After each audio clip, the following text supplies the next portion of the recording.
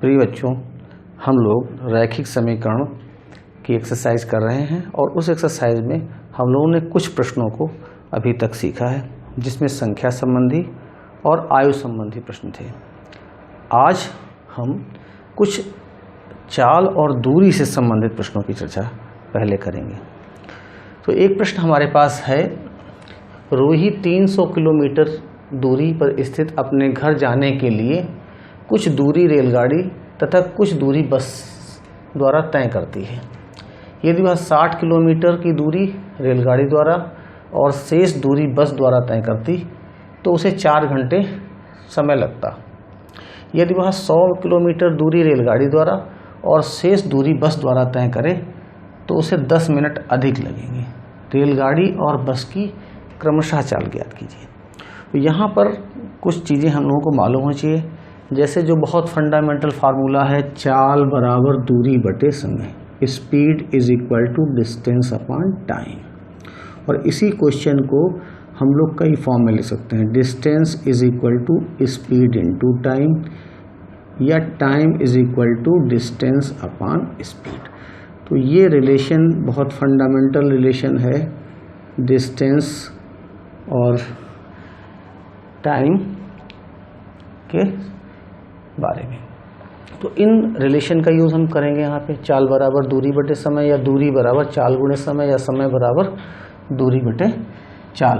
अब हमको निकालना क्या है, यहाँ पर रेलगाड़ी और बस की चाल निकालनी है। तो सबसे पहला काम है कि हम इनकी चाल को सपोज कर लेते हैं। तो यहाँ आंसर लिखने में सबसे पहला स्टेप हमारा यही हो जाएगा कि माना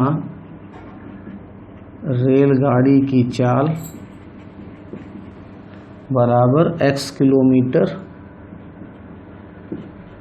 प्रति घंटा और बस की चाल बराबर y किलोमीटर प्रति घंटा। अब ये दोनों की चाल हमें मालूम हो गई। यहाँ पर डिस्टेंस फिक्स है, टोटल डिस्टेंस फिक्स है और रेलगाड़ी और बस की जो स्पीड है, चाल है, वो भी फिक्स है। केवल जो डिस्टेंस है वो वैरी कर रही है कि कितनी दूर वो रेलगाड़ी से जा रहा है और कितनी दूर बस से जा रहा है। तो टोटल डिस्टेंस जो हमारे पास है वो इस तरीके से अगर हम देखें कि अगर वो A से चलती है और B तक जाती है तो ये टोटल डिस्टेंस 300 किलोमीटर की है। और इस 300 किलोमीटर में से जो पहली बार वो चलने का प्लान करती है तो क्या करती, 60 किलोमीटर जाती है रेलगाड़ी से। तो प्रथम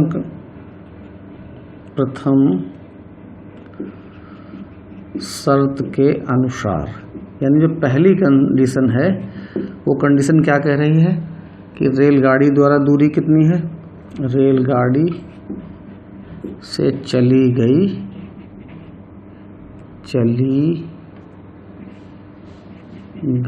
दूरी बराबर 60 किलोमीटर।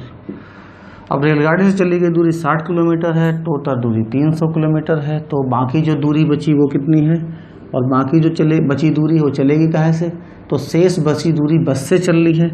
तो बस से चली गई दूरी क्या हो जाएगी, बस के द्वारा, तो 300 में से ये 60 घटा दें तो आ जाएगा 240 किलोमीटर। अब देखिए रेलगाड़ी से जो दूरी चल रही है तो उसमें चलने में समय कितना लगा है। तो यहाँ पर रेलगाड़ी द्वारा लिया गया समय, अब रेलगाड़ी द्वारा लिया गया समय, तो समय के लिए फार्मूला हमारे पास है डिस्टेंस अपॉन स्पीड। तो डिस्टेंस हमारी रेलगाड़ी की कितनी है, 60 किलोमीटर, और रेलगाड़ी की स्पीड हमने कितनी सपोज कर ली है, x। तो ये हो गया है 60/x। अब जब हम टाइम निकाल रहे हैं तो टाइम की यूनिट यहाँ क्या है, स्पीड को हमने लिया किलोमीटर पर आवर, तो यहाँ ये आवर में आ गया, यानी घंटे में आ गया है। तो ये घंटे में आ गई हमारे पास, 60/x घंटा टाइम लिया रेलगाड़ी ने।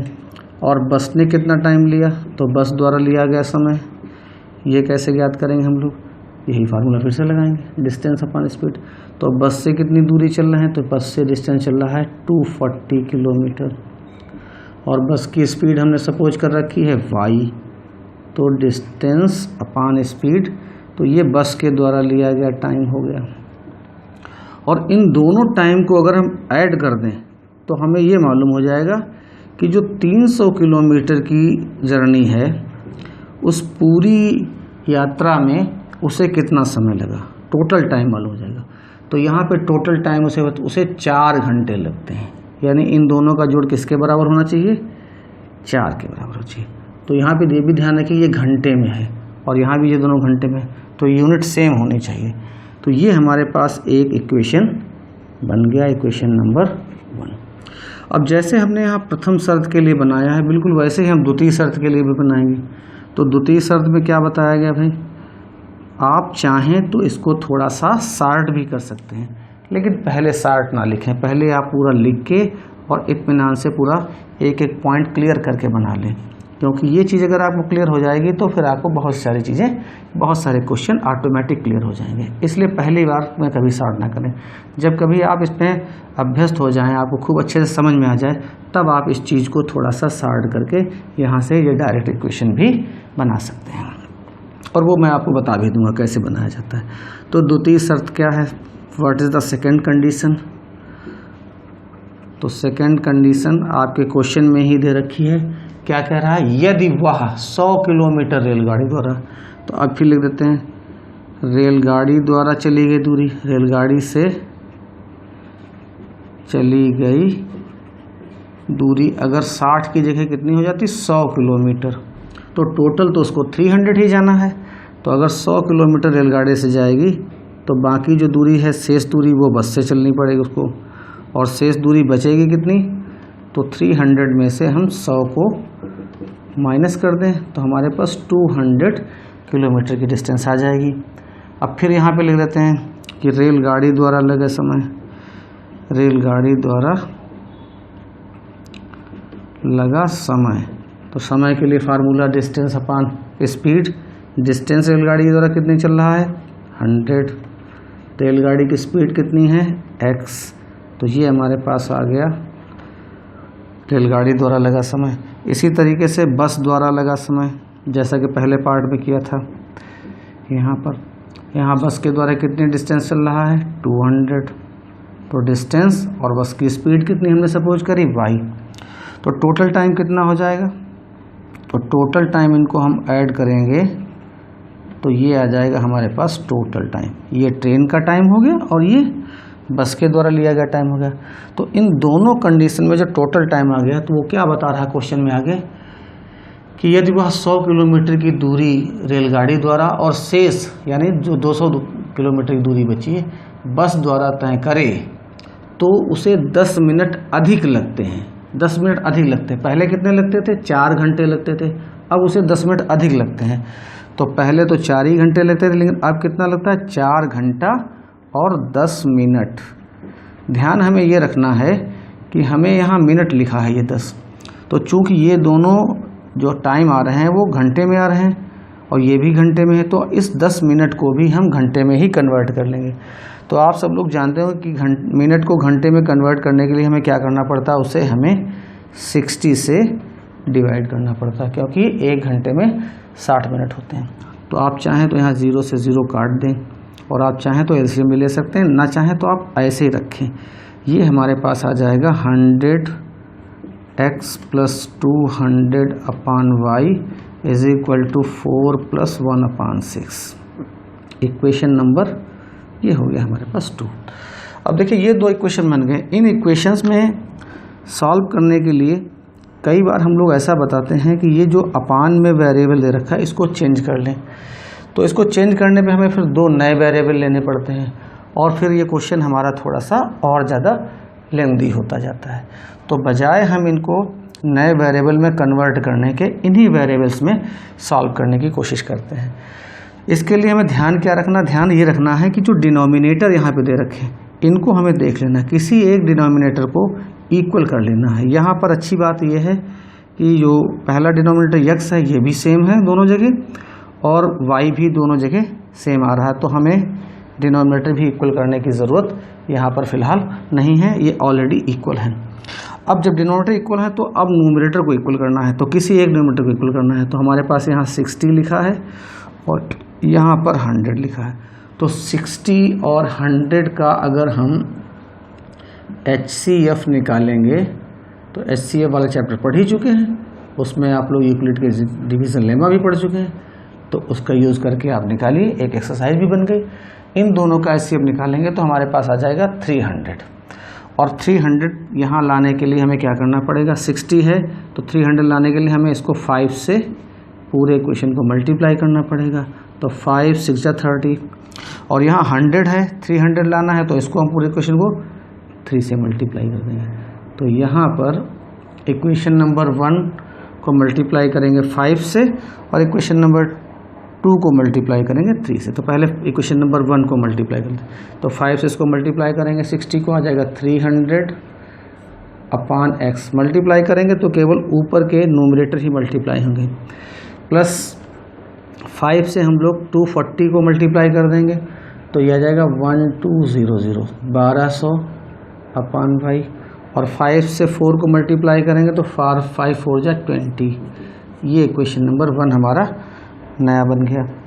और दूसरे इक्वेशन को हमें 3 से मल्टीप्लाई करना है, तो इसे 3 से करते तो 100 को 3 से मल्टीप्लाई करेंगे तो ये 300 बन जाएगा अपॉन x, प्लस अब 200 को हम 3 से मल्टीप्लाई करेंगे, 2 3 जा 6, तो यहाँ 600 आ जाएगा अपॉन y, और यहाँ 3 को मल्टीप्लाई करें 3 4 जा 12, प्लस और 3 से 1/6 को मल्टीप्लाई करेंगे, तो 1/6 को अगर हम 3 से मल्टीप्लाई करें, कहीं अलग भी मल्टीप्लाई कर सकते हैं, 1/6 इंटू 3, तो 3 2 जा 6, तो ये क्या बचेगा 1/2 बचेगा हमारे पास।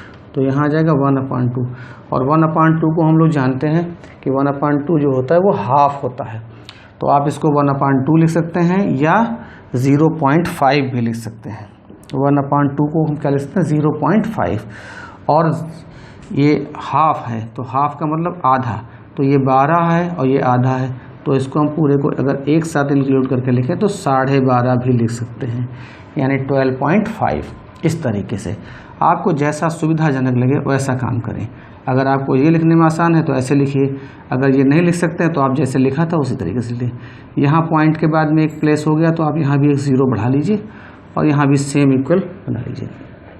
अब देखिए ये दोनों पार्ट जो हमारे पास हैं, जो फर्स्ट पार्ट है दोनों इक्वेशन का, ये इक्वल हो गया है। अब जब ये इक्वल हो गया है तो हमें क्या करना है, इनको माइनस कर देना है। तो यहाँ क्या करेंगे, सब्ट्रैक्ट कर देंगे, दोनों को घटा देंगे। तो सब्ट्रैक्ट करने पे यहाँ माइनस हो जाएगा, यहाँ माइनस हो जाएगा और यहाँ भी माइनस हो जाएगा। तो सब्ट्रैक्ट करने पे साइन चेंज हो जाता है, प्लस की जगह माइनस हो जाता है। तो ये 300/x कैंसिल आउट हो जाएंगे। यहाँ देखिए डिनोमिनेटर सेम होने चाहिए, ध्यान रखेंगे आप, डिनोमिनेटर सेम है, कोई दिक्कत नहीं। यही डिनोमिनेटर यहाँ लिख लेंगे और इन दोनों को हमें क्या करना है, इनके साइन देख लें। तो 1200 प्लस का है और 600 माइनस का है तो घटा देंगे। 1200 में से 600 घटाएंगे तो आ जाएगा 600। और एक मोटा मोटा हिसाब देखिए, 20 में से 12.5 घटाना है, तो 20 में से 12.5 घटाएंगे तो आ जाएगा 7.5। अब आप क्या कर सकते हैं, इसके अपान में 1 कर लें और इनका क्रॉस मल्टीप्लिकेशन कर लें। तो 7.5y is equal to 600 and y is equal to 600 upon 7.5। अब ये पॉइंट आपको रिप्लेस करना है तो ऊपर पॉइंट है नहीं, तो यहाँ पॉइंट लगाएं और एक 0 बढ़ा लें, क्योंकि पॉइंट के बाद में यहाँ डिनोमिनेटर में एक प्लेस है तो न्यूमरेटर में भी पॉइंट के बाद एक प्लेस हमें बनाना पड़ेगा। और दोनों जगह जब सेम इक्वल प्लेस बन जाएंगे तो ये लाइक फ्रैक्शन हो जाएंगे और इनको हम यहाँ से पॉइंट को रिप्लेस कर सकते हैं और इन्हें हम लोग कैंसिल कर सकते हैं। तो आपको अगर टेबल बड़ी टेबल नहीं आती है तो आप छोटी टेबल से 15 से काट दीजिए। तो 15 5 75 और 15 चौके 60, तो हमारे पास आ गया 400/5 और इसको भी हम 5 से कैंसिल कर देंगे तो 5 8 40 और एक 0 बचाएगा। तो y इज इक्वल टू आ गया हमारे पास 80। अब y की वैल्यू हम किसी एक इक्वेशन में रख सकते हैं जिसमें आपको सबसे ज़्यादा इजी लगे उसमें रखना चाहिए। तो हमारे हिसाब से सबसे ज़्यादा इजी इस पहले वाले इक्वेशन में रहेगा। तो y की वैल्यू हम लोग इक्वेशन नंबर 1 में रिप्लेस करते हैं। तो y का मान समीकरण 1 में रखने पर, अब समीकरण 1 को उतार लेते हैं। तो क्या था, 60/x 240/y is equal to 4। यहाँ लिख देंगे 60/x प्लस 240/y की वैल्यू कितनी है 80, तो y की जगह पे यहाँ 80 लिख देंगे। अब देखिए 0 0 कैंसिल आउट हो जाएगा और 8 से हम 24 को भाग करेंगे तो हम सब लोग जानते हैं 8 को 24 से भाग करते हैं तो 3 आ जाता है। अब ये प्लस का 3 है, इसको राइट साइड में ले जाएंगे तो हमारे पास हो जाएगा -3। तो 60/x इज इक्वल टू 1 और 1 के अपान कुछ भी ना हो तो अपान में 1 कर लेना चाहिए, क्योंकि किसी भी फ्रैक्शन में डिनोमिनेटर में हमेशा 1 रहता है। तो क्रॉस मल्टीप्लिकेशन करेंगे तो x को 1 से मल्टीप्लाई करेंगे तो x और 60 को 1 से मल्टीप्लाई करेंगे तो 60। तो x की वैल्यू 60 आ गई और y की वैल्यू ऑलरेडी हम लोग निकाल चुके थे 80। तो इस तरीके से हमें x की वैल्यू भी मालूम हो गई और y की वैल्यू भी मालूम हो गई। तो लास्ट में हम लोग आंसर में लिख देंगे हैंस, इंग्लिश में हैंस लिख देते हैं और हिंदी में अतः लिख देते हैं। तो पहले हमने क्या माना, रेलगाड़ी की चाल मानी, तो हम लिख देंगे अतः रेलगाड़ी की चाल इज इक्वल टू, हमने यहाँ क्या सपोज किया था x, और x की वैल्यू कितनी आ गई 60, तो यहाँ लिख देंगे इज इक्वल टू 60 किलोमीटर प्रति घंटा। और दूसरी हमने क्या सपोज करी थी, तो बस की चाल भी सपोज करी थी। बस की चाल कितनी सपोज करी थी, ये y, तो यहाँ y का मान कितना हमारे पास आया 80 आया, तो यहाँ लिख देंगे 80 किलोमीटर प्रति घंटा, और ये दोनों हमारे आंसर हो गए। तो इस टाइप के जो क्वेश्चन हैं उनको आपको थोड़ा सा इत्मीनान से सॉल्व करना है और इक्वेशन बनाने हैं। अगर कोई प्रश्न आपके पास ऐसा है जिसमें आप इक्वेशन नहीं बना पा रहे हैं या नहीं सॉल्व कर पा रहे हैं, तो आप मेरे व्हाट्सएप नंबर पर उस क्वेश्चन को सेंड करिए। आइए एक और बढ़िया कॉन्सेप्चुअल और इम्पॉर्टेंट क्वेश्चन पढ़ते हैं। एक नाव धारा के प्रतिकूल 30 किलोमीटर और धारा के अनुकूल 28 किलोमीटर जाने में 7 घंटे का समय लगाती है। वह धारा के प्रतिकूल 21 किलोमीटर जाकर 5 घंटे में वापस आ सकती है। शांत जल में नाव की चाल और धारा की चाल ज्ञात कीजिए। तो इस बारे में देखिए कुछ चीज़ें हम लोगों को मालूम होनी चाहिए कि जब हम लोग कहीं नदी में नाव चलाते हैं या नाव चलती है तो धारा का प्रवाह एक दिशा में होता, धारा इस दिशा में बह रही है। तो जैसे आपके पास कोई शांत जल है, तालाब है, और तालाब में अगर आप नाव चलाते हैं तो उसकी रफ्तार जो होगी वो एक शांत जल की चाल कही जाएगी।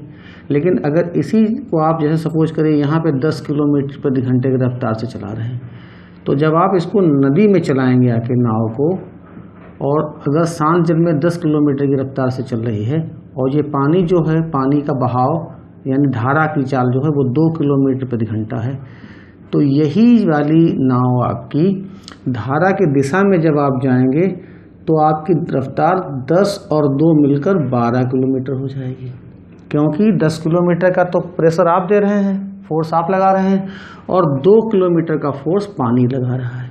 लेकिन जब आप वापस आएंगे तो क्या होगा, यही फोर्स आपकी स्पीड को कम करेगा। तो आप ताकत तो 10 की लगाएंगे लेकिन 2 किलोमीटर की रफ्तार ये कम कर देगा, तो आपकी रफ्तार 8 किलोमीटर प्रति घंटा ही रह जाएगी।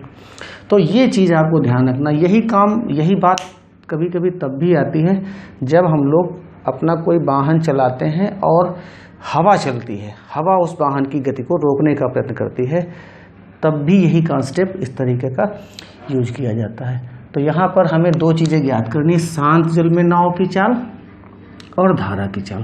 तो हम लोग सबसे पहले इसको मान लेते हैं कि माना शांत जल में नाव की चाल बराबर x किलोमीटर पर आवर, और धारा माने पानी का बहाव, धारा की चाल बराबर y किलोमीटर पर आवर। तो ये 2 चीज़ें तो हम लोग सपोज कर लेते हैं। अब देखिए धारा के अनुकूल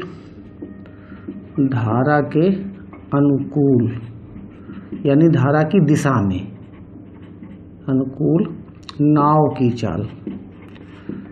देखिए ये जो चाल यहाँ पे यक्स वाली है ये शांत जल में चाल है, जहाँ पे पानी बह नहीं रहा है।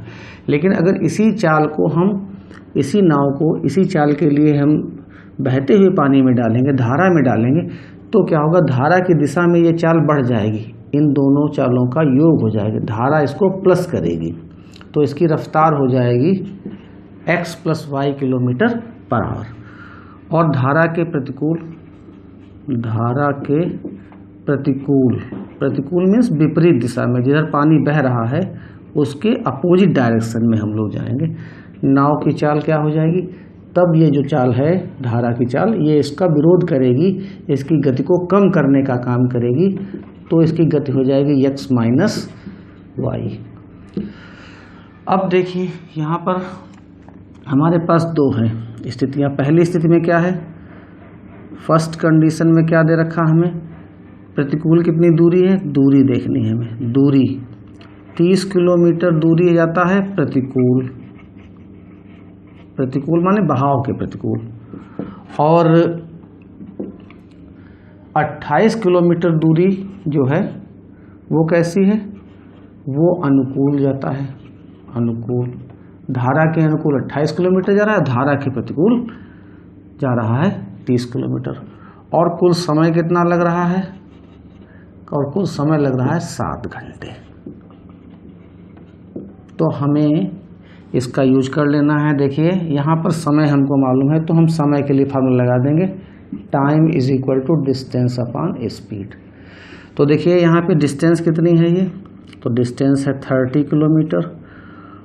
स्पीड पता करनी है, स्पीड कितनी होगी, तो धारा के प्रतिकूल स्पीड कितनी है नाव की, ये देखनी पड़ेगी। धारा के प्रतिकूल नाव की स्पीड कितनी है, x - y। तो यहाँ ले देंगे डिस्टेंस अपॉन स्पीड, तो ये क्या मालूम हो गया, समय, टाइम मालूम हो गया कि 30 किलोमीटर धारा के प्रतिकूल नाव जाएगी, तो उसे समय कितना लगेगा, 30/x - y आर घंटे।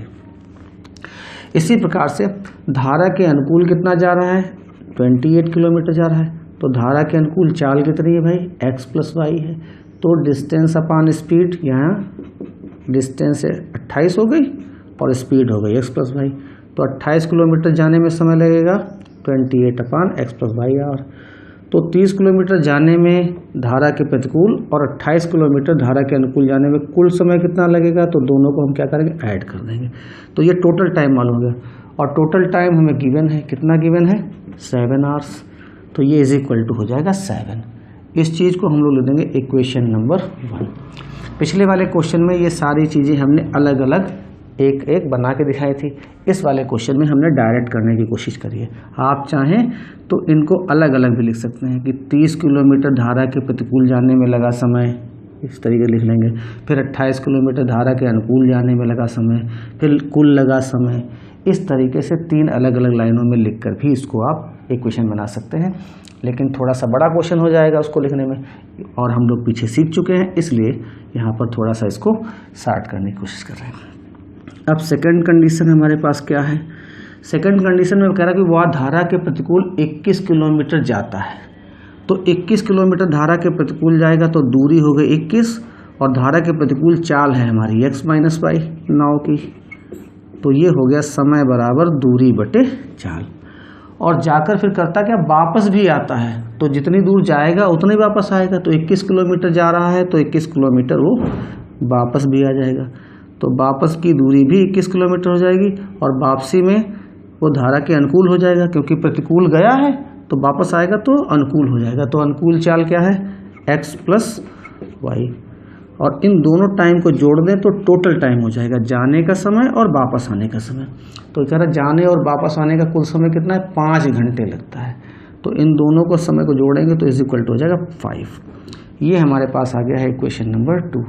अब देखिए ये जो इक्वेशन हमारे पास 2 बने हैं, इनको हम फिर वही मेथड है कि अगर हम चाहें तो इनको हम उस तरीके से इस फॉर्म में रिड्यूस करके ax + by = c, इस फॉर्म में रिड्यूस करके भी सॉल्व कर सकते हैं। लेकिन वहाँ पे समस्या केवल इतनी ही आएगी कि जब हम इस फॉर्म में इसको रिड्यूस करेंगे तो फिर हमें 2 नए वेरिएबल सपोज करने पड़ेंगे, और इस पूरे इक्वेशन को नए वेरिएबल रिड्यूस करना और फिर रिड्यूस करने उनकी वैल्यू निकालें फिर इसमें रखें, तो थोड़ा सा प्रोसेस ज़्यादा लंबा हो जाता है। तो उसकी बजाय हम लोग करते क्या है, इन्हीं इक्वेशंस को हम लोग सॉल्व करने की कोशिश करते हैं। तो हमारे पास क्या है, ये 2 इक्वेशन है, तो हम इनको एलसीएम इनका निकाल लें। तो हमारे पास 28 और 21 ये 2 दे रखे हैं नंबर, तो हम लोग इनका एलसीएम निकाल लेते हैं। एलसीएम, पिछले क्वेश्चन में हमने गलती से आपको एचसीएफ बोल दिया था, वो एलसीएम था, उसको आप एलसीएम ही पढ़ें। तो यहाँ पे 28 के फैक्टर करेंगे तो क्या हो जाएगा, 8 3 जा 24, तो ये 8 हो गया, ये 3 हो गया, और ये क्या है 7 है, तो यहाँ कर देंगे इसका क्या हो जाएगा 3 तो वही रहेगा, और 3 7 जा होता तो इंटू 7 आ जाएगा। तो ये आपका एलसीएम निकल आया यहाँ पे। तो 7 8 56, और 56 को 3 से गुणा करेंगे तो 6 3 18, 5 3 15, और 7 8 56 हो जाएगा, और इसको 3 से गुणा 6 3 18, और 5 3 15, 16 बिल्कुल सही आ रहा था। तो ये हमारे पास 168 निकल आया। तो हमें 168 एलसीएम लेना है। यहाँ पर हमें क्या करना है, लास्ट वाले पार्ट में हमने गलती से यहाँ पर एचसीएफ लिख दिया था, आप उसको एलसीएम ही पढ़ें, फिर से मैं बता रहा हूँ आपको। तो यहाँ पर हमें 168 एलसीएम आ गया है इन दोनों का, तो हमें 168 बनाना है। यहाँ पे ये लिखा कितना है 28, तो देखिए 28 यहाँ से हटा दिए, ये कितना है 8, और 8 3 जा 24 होता है, ये तो गलत है, इसका मतलब यहाँ पे हमने कुछ गलत किया है। 7 चौके 28 होगा, 4 आएगा यहाँ पे, तो 4 हो जाएगा, और ये 7 हो जाएगा, और यहाँ पर है 7 3 21, तो 3 आएगा, तो ये भी यहाँ पर थोड़ा सा चेंज करना पड़ेगा। तो ये आ जाएगा 7 चौके 28, और 28 को 3 से करेंगे तो 8 3 24, और 3 दूनी 6, और 2 8, ये आ जाएगा 84 आ जाएगा। तो अब देखिए यहाँ से कितना लिखा है 28, तो 7 चौके 28, तो 28 हो गया हमारा, कितना बचा यहाँ पे 3, तो इस पूरे इक्वेशन को हम 3 से मल्टीप्लाई कर दें। दूसरे वाले में कितना लिखा है 21 लिखा है, तो ये 7 3 कितना हो जाएगा 21 हो जाएगा, 21 हमें मिल गया, कितना बचा 4 बचा, तो इसको हम 4 से मल्टीप्लाई कर देंगे। तो पहले पार्ट को हमें 3 से मल्टीप्लाई कर देना है, और दूसरे पार्ट को हमें 4 से। तो पहले 3 से करते हैं, तो 30 को 3 से करेंगे तो 30 3 90 हो जाएगा, और बटे आ जाएगा x माइनस 5, प्लस 28 को हम 3 से करेंगे तो हमारे पास आ जाएगा 84 बटे x प्लस वाई, और हम 7 को 3 से करेंगे तो आ जाएगा 21। ये पहला वाला इक्वेशन हो गया। दूसरे इक्वेशन को हम 4 से करेंगे तो 21 को 4 से करेंगे तो 84 आ जाएगा हमारे पास x माइनस वाई, और यहाँ फिर 21 को 4 से करेंगे तो फिर 84 आ जाएगा upon x plus y is equal to, और 5 4 जा हो जाएगा 20, ये आ गया सेकंड। और इन दोनों को हमें क्या करना है सब्ट्रैक्ट कर देना है, तो यहाँ माइनस हो जाएगा, और यहाँ माइनस हो जाएगा, और यहाँ भी माइनस हो जाएगा। तो ये देखो दोनों कैंसिल आउट हो जाएंगे। और हमने पिछली बार पार्ट में भी आपको बताया था कि डिनोमिनेटर इक्वल होना चाहिए, तो देखो डिनोमिनेटर यहाँ भी इक्वल है और यहाँ भी इक्वल है। तो 90 में से हम 84 माइनस करेंगे तो बचेगा 6 अपान x माइनस वाई, और 21 में से 20 माइनस कर देंगे तो 1 बचेगा, तो 1 अपान क्या कर देंगे 1, और इनका क्रॉस मल्टीप्लिकेशन कर लेंगे तो ये आ जाएगा x minus y is equal to 6 1 जा 6। ये इक्वेशन नंबर आ गया हमारे पास थर्ड। अब हम लोग क्या करेंगे, इस x माइनस वाई की वैल्यू किसी एक इक्वेशन में रिप्लेस कर देंगे। आपको जो अच्छा लगे उसमें आप रख सकते हैं, चाहे 1 में रख दें चाहे 2 में रख दें, बेटर होगा कि 1 में रखें। तो 1 हमारे पास क्या है 30 x माइनस वाई का मान समीकरण 1 में रखने पर, समीकरण 1 क्या है 30 अपान x माइनस वाई, और x माइनस वाई किसके इक्वल आ रहा है 6 के, तो यहाँ 6 आ जाएगा, plus 28 upon x plus y is equal to 7। अब इसको हम काटेंगे तो 6 से भाग करेंगे तो 6 पंचे 30, 5 आ जाएगा, वो भी प्लस का होगा, तो ये प्लस के 5 को उधर ले जाएंगे तो हमारे पास बच जाएगा